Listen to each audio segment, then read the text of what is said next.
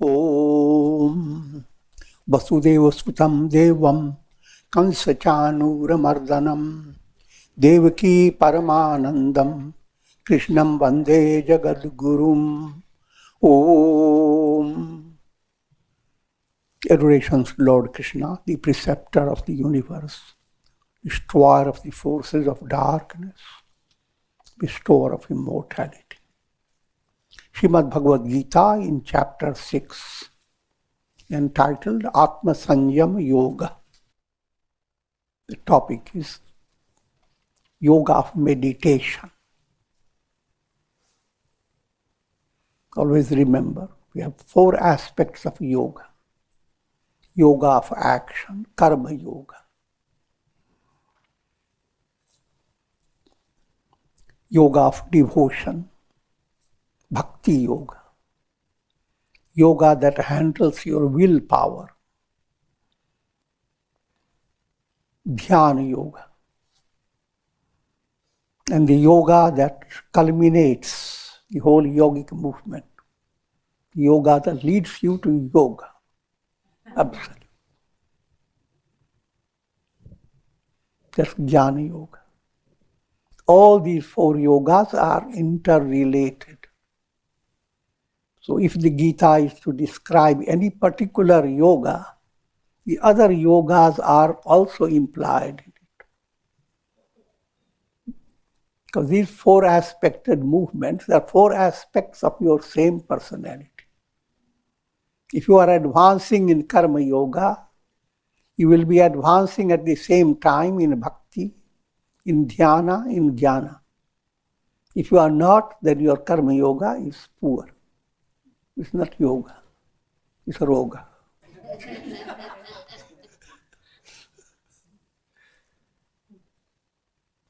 So no matter wherever your attention is, whatever catches your attention, you want to be a karma yogi? Go ahead. Don't think of anything else. Understand that karma will involve all. Want to bhakti yogi? Fine. But don't condemn those who are following jnana and others. Because all other yogas we talk about from kindergarten level. Yoga movement is an integral movement. That's why Goddess Saraswati sits with her veena and strings. These are the strings of your personality. You are string up well, good music will flow, melody. Not stringed well, asur. It will not be sur, it will not be in harmony. Discord will emanate from your personality. With that introduction, let me come back. This is verse number 33. Lord Krishna has been giving insight into 2 aspects of highest attainment. Highest attainment is absolute yoga. Another term is given for that is Sankhya. Prasankhyane. Sankhya term, that which allows Brahman to reveal fully absolute non-dual self. 2 stages. Yoga that purifies, sublimates your malas, gross impurities, and deals with your distractions of the mind. Yoga movement, I have given a very simple way to understand. Think of a bird that has hatched out of the egg. The hatching process is on the tree. And then the mother teaches the bird how to move around the tree, go from one branch to another. That type of stage is yoga stage. But when you have come to perfection of that stage. Now the mother pushes the baby out. Now it's the flying stage. That flying stage is Sankhya. Yoga moving to Sankhya. Another term is used, simple, karma and sannyasa. Tyaga and sannyasa. In karma movement, tyaga, you need to renounce your negativity. Move away from your weaknesses. In sannyasa stage, you move away from your very ego. Soar into cosmic expansion.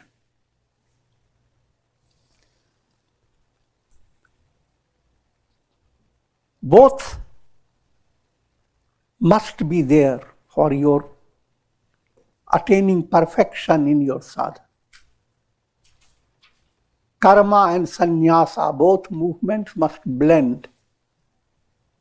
But when you hear literally, karma means you are doing actions. Sannyasa, renounce everything, go to a forest. That type of vision is given in an early kindergarten stage. Real sannyasa comes when you are performing your actions with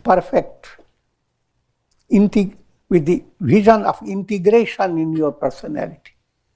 When you are bringing karma yoga in your action, all the details will come up gradually. So, same tyaga movement matures into sannyasa. In the previous verse, Lord Krishna talked about samya vrata. Atma upanyena sarvatra samam pashyati Arjuna.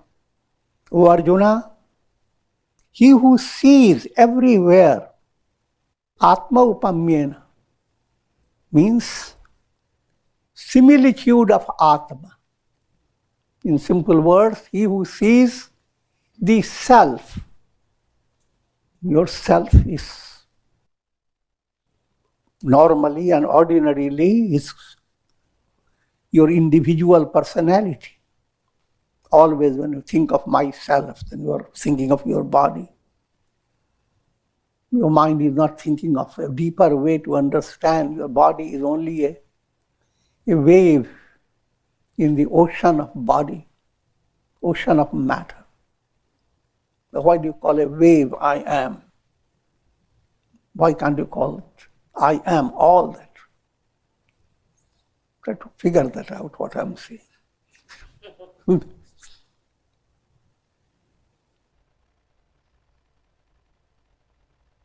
Without going to further details, simple way, Sankhya goal is Atma upamyena, all is the self.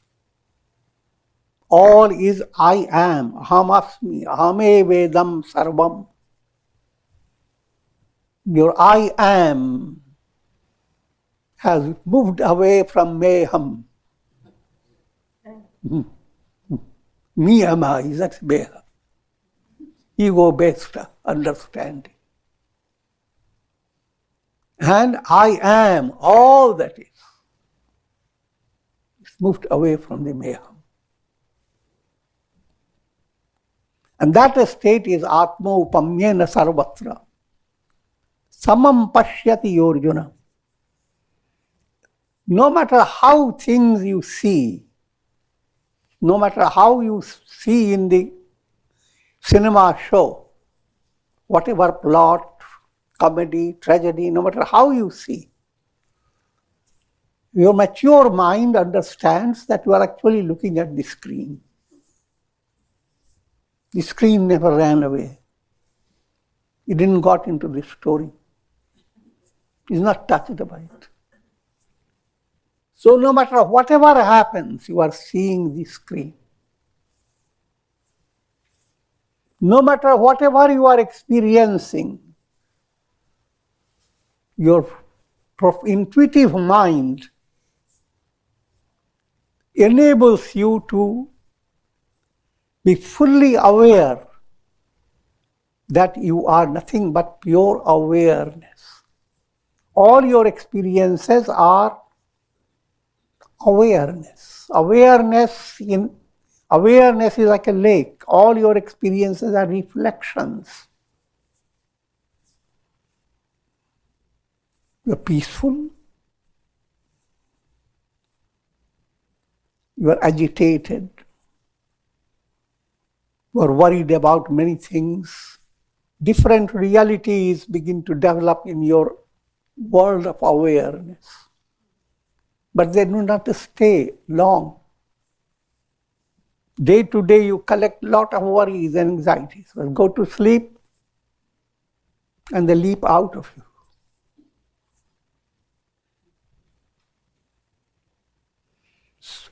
And you find your deeper awareness has not been holding all this. That awareness is called Chaitanya, pure awareness. That awareness is the reality behind all. No matter how you explain the world through whatever angle. That type of vision is Samya Yoga. Sukham va yadiva dukkham. From practical point of view, experiences may be pleasant or painful. They cannot be always the same. But through your deeper level of understanding and realization, all these experiences are just like reflections, just like projections on a screen. Sa yogi paramo mata. That state of realization is the aim of yoga. Param yogi, supreme.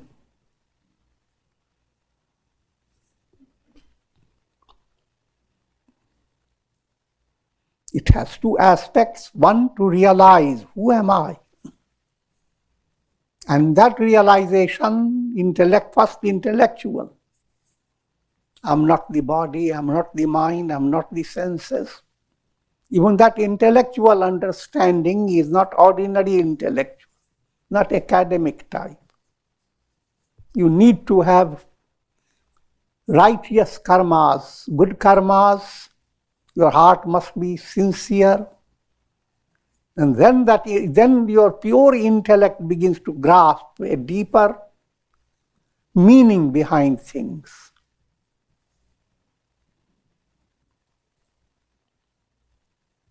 So that stage of learning, allowing your intellect to grasp.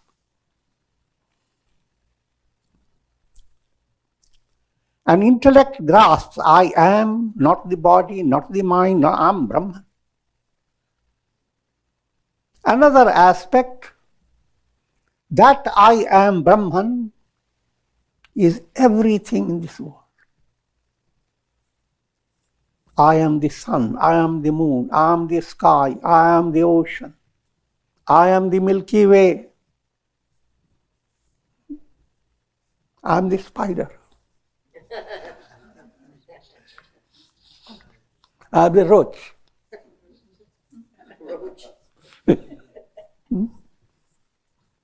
Unscrutable. That type of experience is Samya. Inwardly, Brahman. Outwardly, all is Brahman.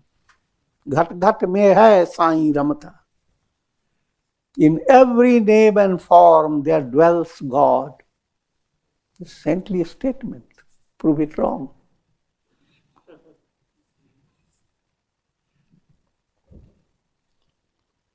Arjuna heard it. Arjuna uvacha. Yoyam yoga tvaya prokta samyena madhusudana Etasyaham na pashyami chanchalatvat sitim sthiram.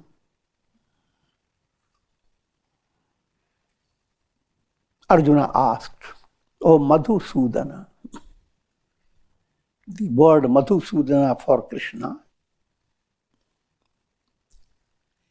relates to Lord Vishnu destroyed two demons, Madhu and Kaitava. In Devi Puja, mother worship led by Durga Devi, Shakti, Lord Vishnu was awakened when Madhu and Kaitava, two demons, attacked Brahma. Brahma was about to create, but Madhusudana attacked. Raga, Dvesha. Madhusudana, Raga and Dvesha. Raga, any attachment led by moha, seems like honey.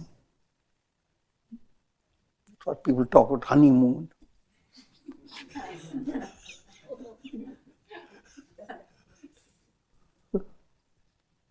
And anything that causes bitterness, that's kaitava. One is sweet honey, another is bitter neem.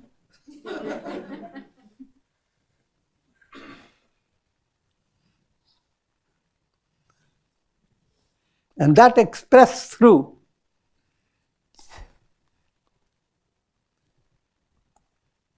your ahamata and mamata, your me and mine. In mantras, that's why we use the nama. You are shedding madhu and kaitava. For simple understanding, you are shedding raga dvesha. A quick sense of getting attached. The moment something pleases you, you just want to have it. You are not thinking of what are the consequences if you have what seems such a source of joy. That raga has attacked Brahma in you. Brahma is a creative movement.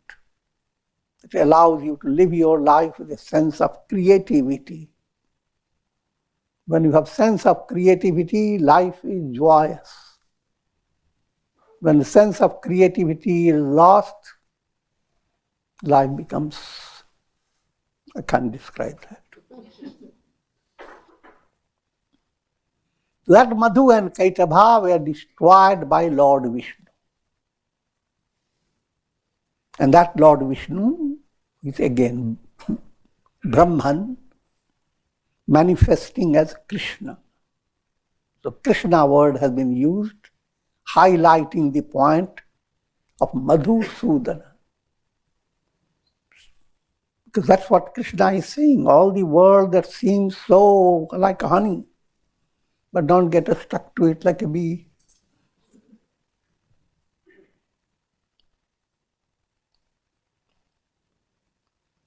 O Madhusudana, I do not see how it is possible to maintain the steady state of yogic equanimity. Equanimity, that Samya term I have used. And now the simple question, that's your goal. But how are you going to attain it?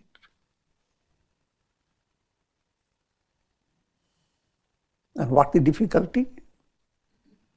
Because your attainment depends upon your mind. And mind is ever restless. Chanchal. That's the Sanskrit word for restlessness of the mind. Fickle mind.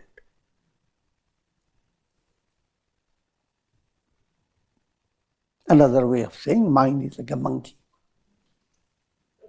Still another way of saying mind like wind.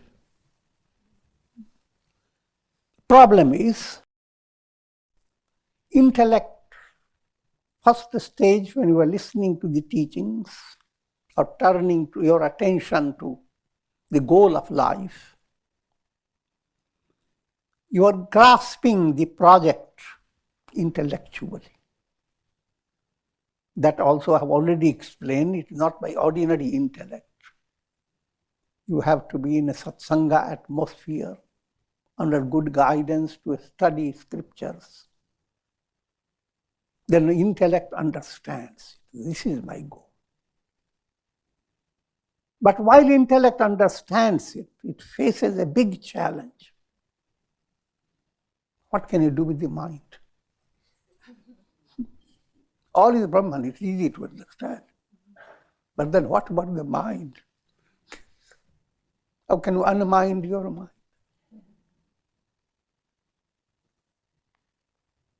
And the mind is ever drifting.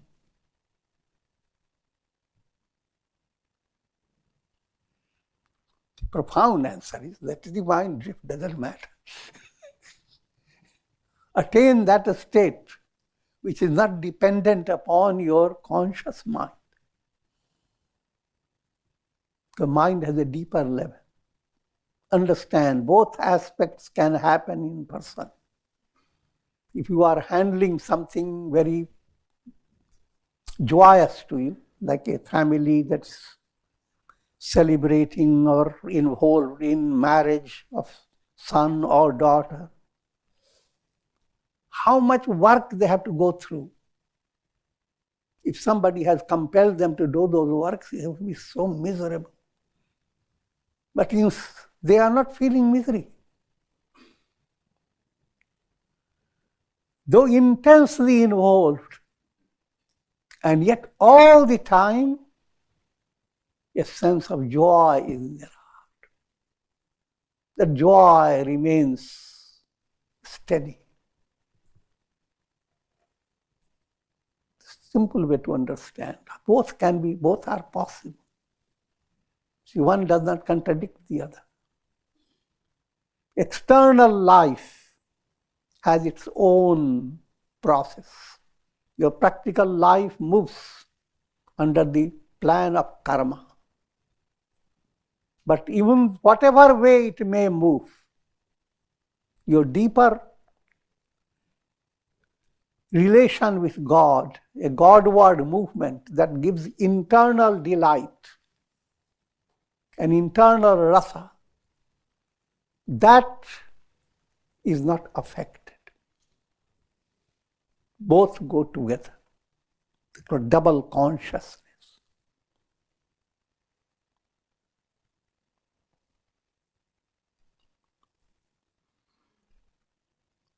Arjuna's complaint, mind is fickle.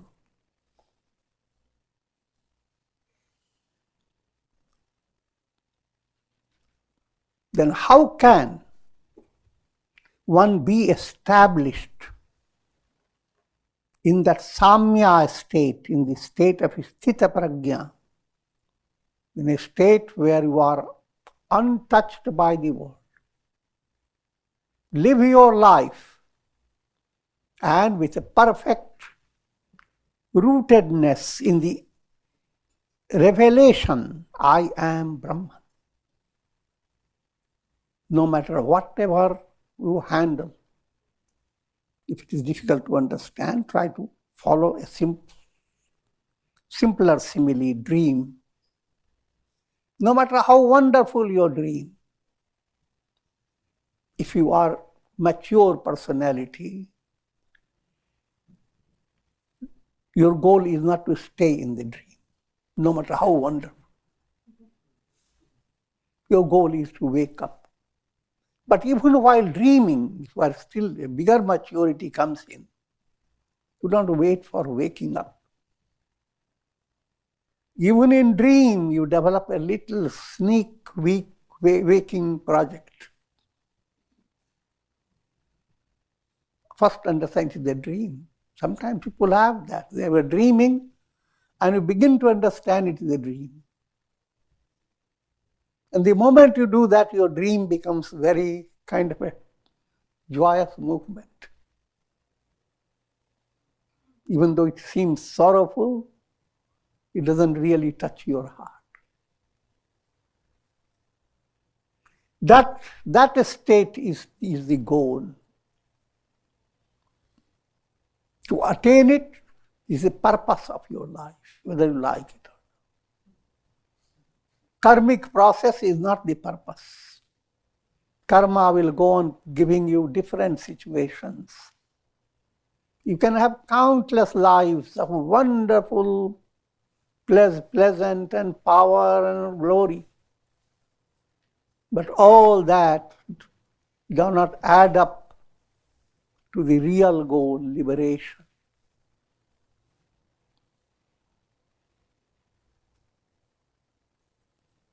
And now, therefore, a sincere question. Arjuna says, I understand it.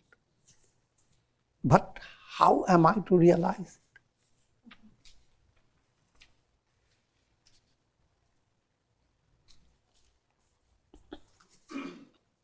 Chanchalam hi manah Krishna pramathi balavadridham tasyaham nigraham manye vayoriva sudushkaram. Verily, O Krishna, the mind is fickle, chanchal. Chal is movement, chan. You don't move softly.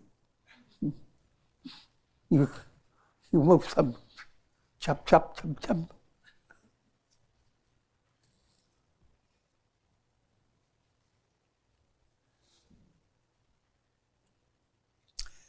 Chanchal, that's first Sanskrit word. Next, pramathi.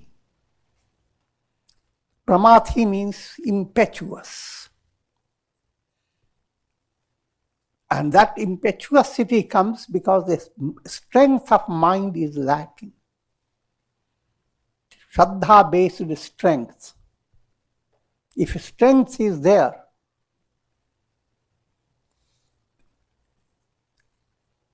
challenging situations will not create agitation in your mind.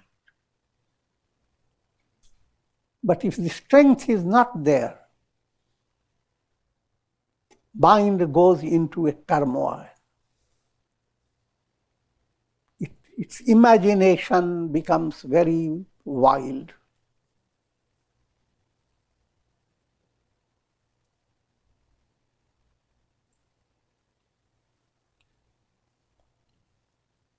And that term is called impetuous.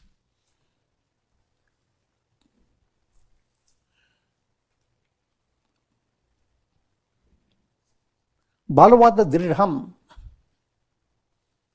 and turbulent.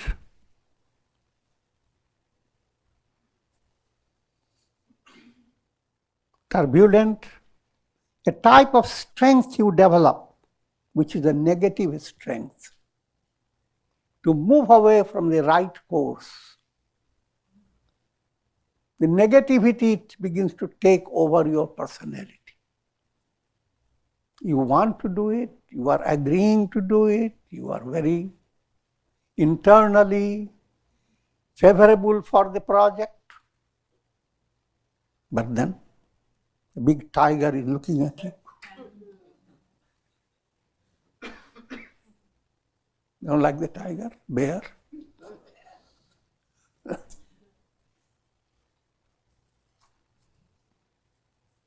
And worse is still, a big giant, a Rakshasa. Bhutas, Pishachas.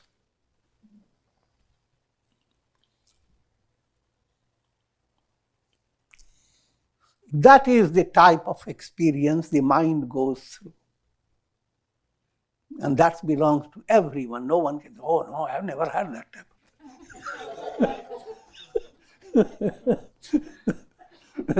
That's the practical reality of the mind. Tasyaham nigraham manye vayo rivasu dushkaram. So Arjuna complains. This being the nature of the mind, I consider it more difficult to control the mind than to control wind. Wind, you can control it. Shut your doors.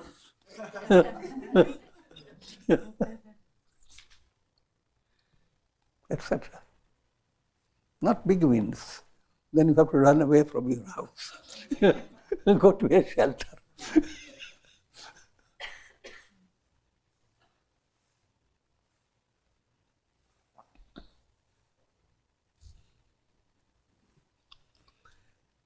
Balavat dridham.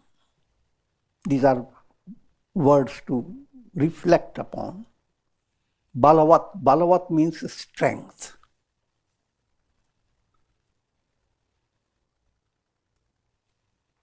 This negative strength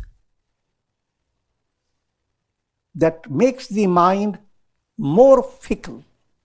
It causes chanchalata in your mind. If you don't find the strength to handle a problem, and problem yawns before you in a negative way, to swallow you up.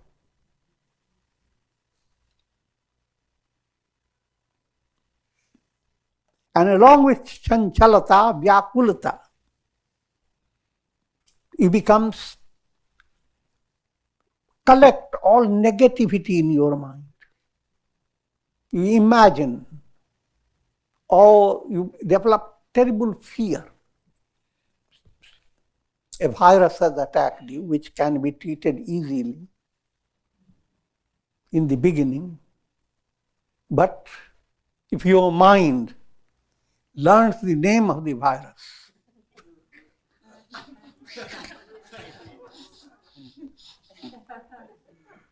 goes into the history of it. The very dread of the virus will kill the person.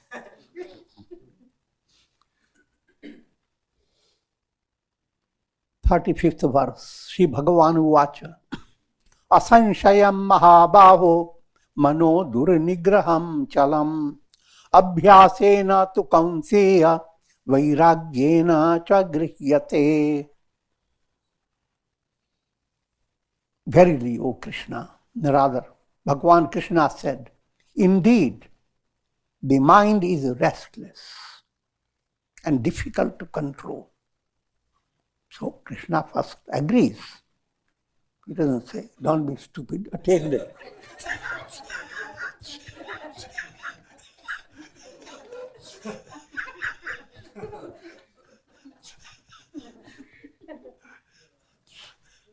So he agrees that indeed the mind is restless and difficult to control. But it can be brought under the control by the exercise of abhyasa and vairagya.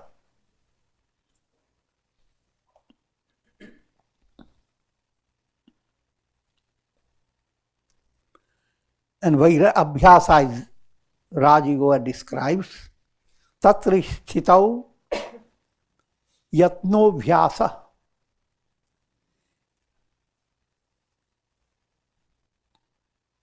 Striving again and again, that's called abhyasa. That's the definition of abhyasa. More description. Satu dirghakal nairantarya satkar sevito dridha bhumi.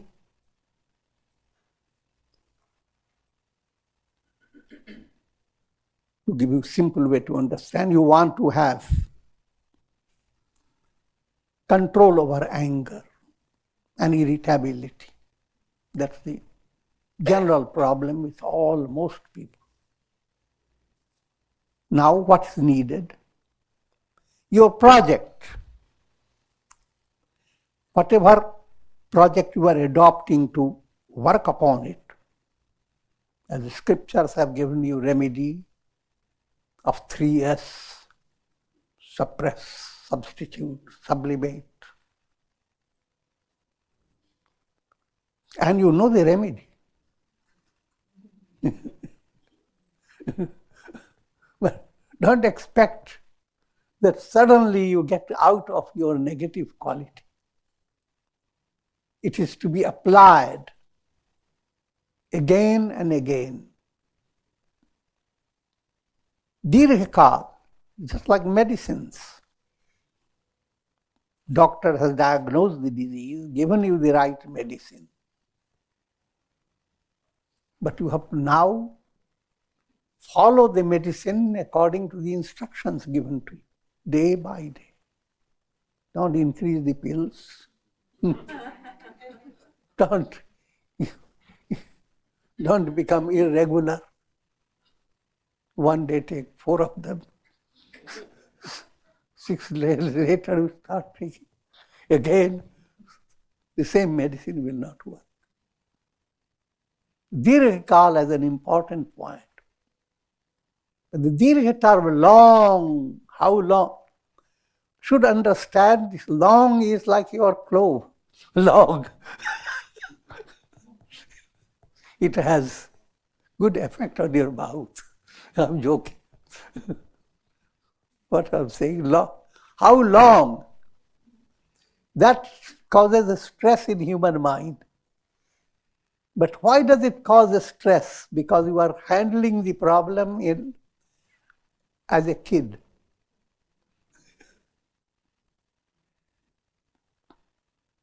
When you are eating and it tastes good, feels good, gives you energy, do you ever say, how long I have to go on taking it to become perfect? So perfect to lift the Himalayas by your hand. I'm joking, but the idea is, all these, I'm saying simple way, but all these are challenging tasks. And everyone has to require proper patience and persistence.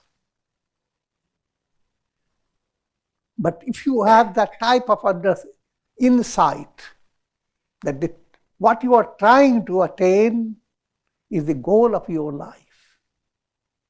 You are eating to nourish your body. And while you are nourishing it, the eating process never tires you. Never say, when will I stop? Oh, tongue, stop moving.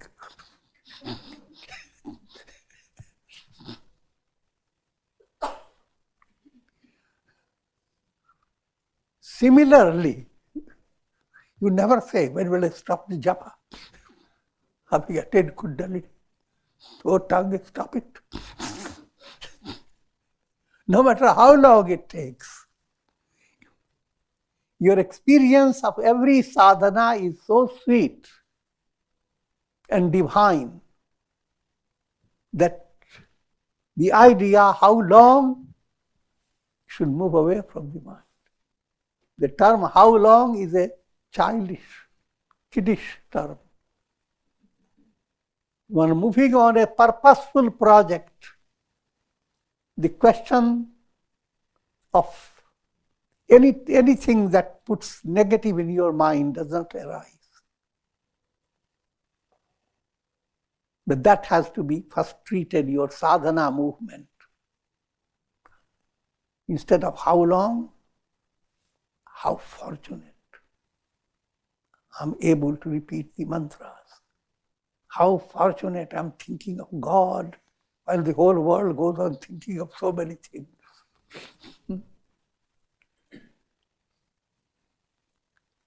So that type of insight must develop. So when you do sadhana, we emerge bright. You have accomplished something. So to dirghakal, nairantarya, it should be regular, ceaseless, day by day. Satkar sevito, whatever sadhana you are doing, and put it in a more detailed way, whatever duty you perform, do it with a relaxed mind. especially when you are doing sadhana satkar with great respect. You are in divine temple. And everything that you do in sadhana process is God's great blessing that you are allowed to do that.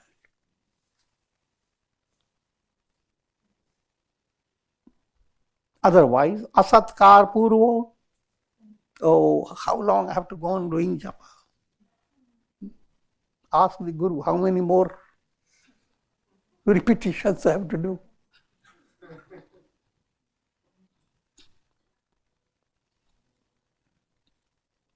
And people go on working on that, counting the malas, etc., and reporting to their teachers and complaining about all that you have said. Give me another mantra. That didn't work. You don't give me, I'm going to elsewhere.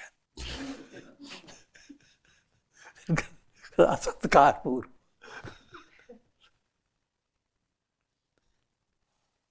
Dridha bhumi. That again is an interesting term. When sadhana becomes steady, strong, that again is not, I'm telling you quickly, but that's your project. Each time inject in your sadhana no sense of boredom, no sense of being tired.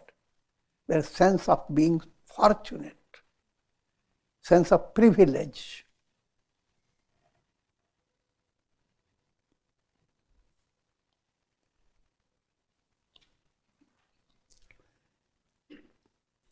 Higher attainment has to be distinguished from avastha and sthiti. Avastha, changing states. You are trying to work upon a particular negative quality like anger.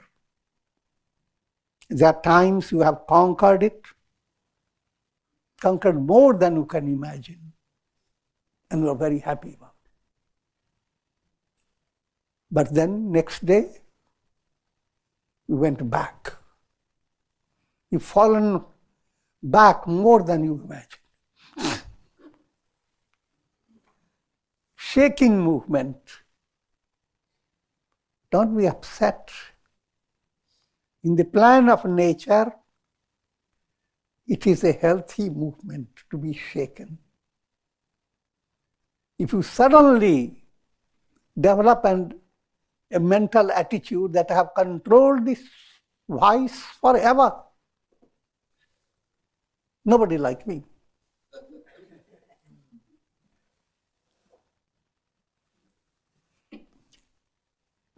It means that you have become so dull-wit that you are not examining yourself.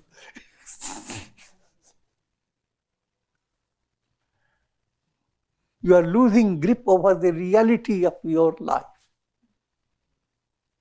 Losing grip of reality, that's not the progress. Otherwise, spiritual enlightenment can be given by drugs.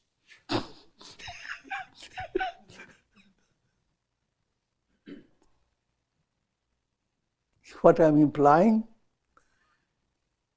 A sensitive mind that is fertile, that mind that is able to lead you to higher state, should not become frozen. It continues to shake. A tree must continue to shake in order to have strong roots. Ask the farmers. So, it doesn't mean that you have to promote shaking. That shaking is done by God Himself.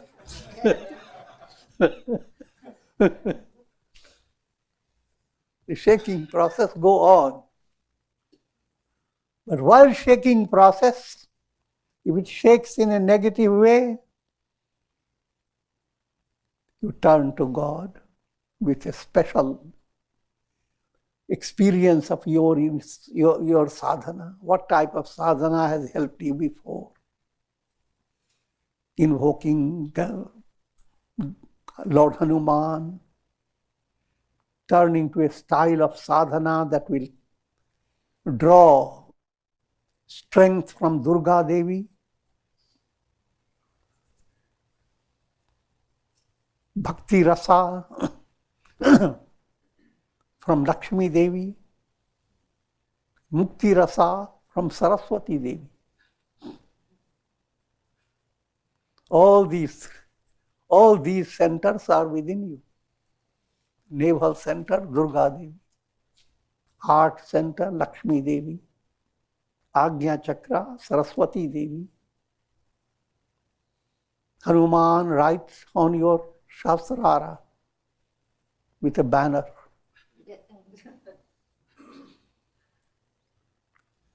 Adopt. All these are called upasana methods. There are artistic methods. Some methods are very profound and you adopt them as you listen. Some methods you evolve by your own heart. Whenever you hear all these bhajans, how Meera sings about Krishna, all that has been created by her mind by artistic way. And that artistic way of allowing the mind to work plays a tremendous role in your spiritual movement, in handling the shaking aspect. Even while the mind is moving to negative, you are diving to discover divine love supporting you. Think of children sometimes. They look for negativity so that the mother will hold them in their arms. See the mother, child starts sneezing. No, the mother will lift the child.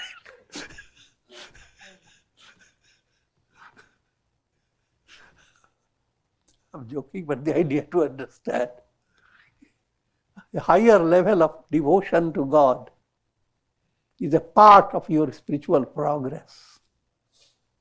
The negativity occurs that you don't face them with despair and bitterness. But face them as opportunity that you have nowhere else to turn to but to God.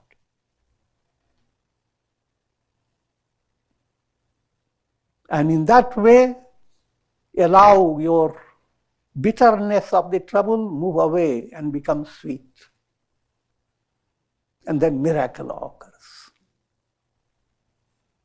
Positive develops. You have learned lessons in your life not to just stay watching the positive. Sun is rising. The cocks are crowing. Don't stay on your bed. Stir up yourself, wake up. The positive is developing. Wake up. Go deep into your spiritual sadhana. Acquire a lot of. Do something profound. Create a whole. It's that positive state of mind that will allow you to utilize your time in a profound way. And it will be beneficial for you and beneficial for others. But if you stay with a positive mind, looking around, doing nothing, I'm talking, you have to understand the proper context. What I'm implying, the positivity increases when you allow your personality to be utilized in a creative way. Otherwise, your positivity diminishes when you didn't allow, a joyous state has developed, and your life before you has various types of duties. The joyous state, select the duties will help you more. The joyous state, minimum and maximum. Share that joy with others, called Jnana Yajna. These days, people share every little thing they see.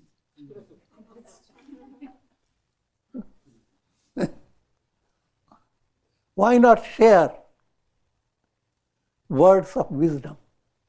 Why not create a kind of source of satsanga, helping each other? So, when you utilize both the negative movement, the positive movement, adversity and prosperity, you are deeply rooted in the higher level of your spiritual progress. Where you are rooted, that state is called sthiti. You are a practitioner of Kundalini, you may be rooted at your navel center. But then you will be moving up and down. There will be a time when your mind will be working as if your Ajna chakra has opened.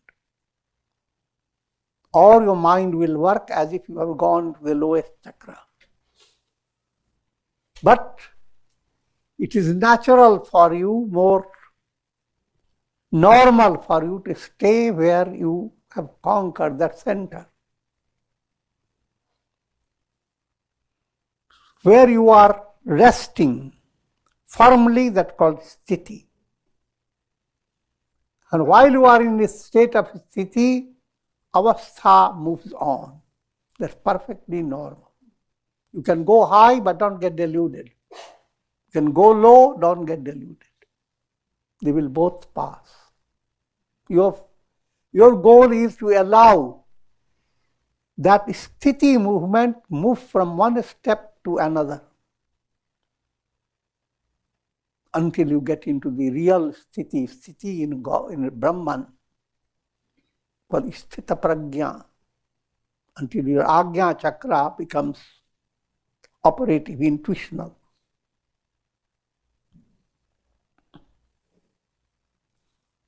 And I have taken a lot of time. With this we conclude.